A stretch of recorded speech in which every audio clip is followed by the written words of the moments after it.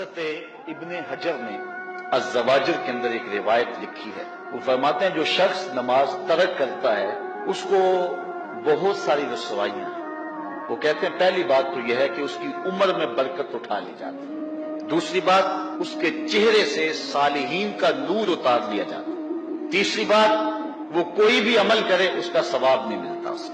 چوتھی سزا دنیا پر اس کو یہ ملتی ہے اس کی دعائیں قبول نہیں ہوتی. اور پانچویں سزا اس کے لیے یہ ہے کہ اس کے لیے جو نیک لوگ دعا کرتے ہیں ان دعاؤں کا حصہ اسے نہیں ملتا. مومن نیک سحری وقت اٹھ کے دعا مانگتے اللہ پوری امت پر کرم کر دے تو یہ بھی امت میں شامل ہے. دعا اللہ والے کی تو قبول ہوئی لیکن اس کا حصہ نیک لوگوں کی دعاؤں سے نکال دیا جائے. یہ دنیا پر اس کو سزائیں ہیں.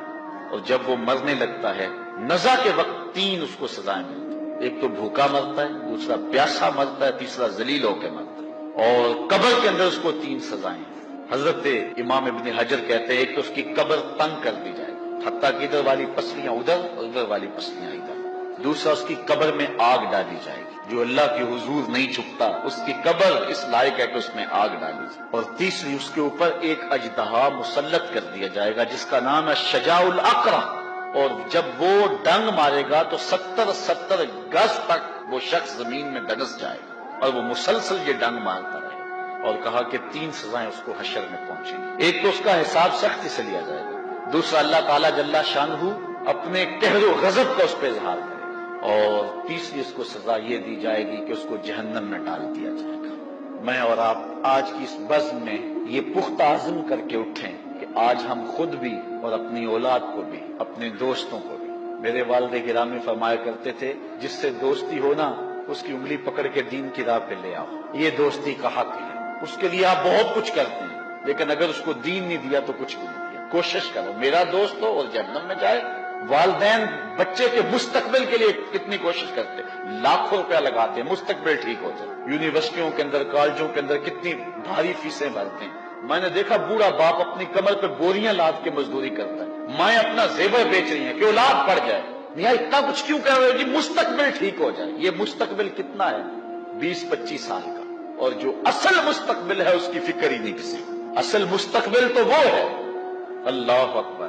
کسی کا انٹرویو ہوتا ہے لوگ کہتے ہیں جناب دعا کرو کہ اس انٹرویو میں وہ کامیابی سے گزر جائے. میں کہتا ہوں جب قبر میں اترتا ہے پھر کسی نے آ کر کبھی نہیں کہا کہ دعا کرو مشکل گھڑی آ گئی ہے خیریت سے گزر جائے. اصل امتحان تو یہ ہے. اگر اس امتحان سے گزر گیا تو کامیابی اور بامرادی. یہ تھوڑا سا مستقبل دنیا کا اس کے لیے ہم کتنے پیسے لگا دیتے ہیں. سب کچھ اولاد کو آتا ہے, ہر شے فر پڑھتے اور بولتے ہیں, دعائے قنوت بھی نہیں آتی ہوتی. تو ہم اپنی اولاد کے لیے دین کا تحفہ اس کو کبھی نہ چھوڑیں. اچھا بعض والدین کی ایک سستی ہے, وہ آتے ہیں جناب تعویذ کر دو ہماری اولاد نماز نہیں پڑھتی. کہتے ہیں جی ہماری تو چلو گزر گئی ہم تو نہیں پڑھتے یہ تو پڑھیں. میں کہتا ہوں یہ کیوں پڑھیں جب تم نہیں پڑھتے. تم مجھ سے تعویذ لینے آگے ہو جو تعویذ اللہ کے رسول نے تمہیں دیا تھا کہ 7 سال کے ہوں تو پکڑ کے انگلی مسجد کا راستہ دکھاؤ, 10 سال کے ہو جائیں تو مار کے پڑھاؤ, ان کے سینے میں اللہ کا خوف داخل کرو, ان کو قرآن کی تلاوت سکھاؤ. علموا اولادکم ثلاث خصال, اپنی اولاد کو 3 چیزیں سکھاؤ. حب نبیکم, ایک اپنے نبی کا پیار سکھاؤ. وحب اہل بیتہ, رسول اللہ کے اہل بیت کا پیار سکھاؤ. وتلاوت القرآن, اور قرآن کا پڑھنا سکھاؤ. چھین لو سیڑھیاں ان کے ہاتھوں سے گانے والی, چھین لو ان کے ہاتھوں سے ناول اور ان کے ہاتھ میں قرآن دے دو. کتنے خوش نصیب دن تھے, گلیوں سے گزرتے تھے گھروں سے قرآن کے پڑھنے کی آواز آتی تھی. اس ویڈیو کو شیئر ضرور کریں. ہو سکتا ہے آپ کے ایک شیئر سے یہ بات کسی کی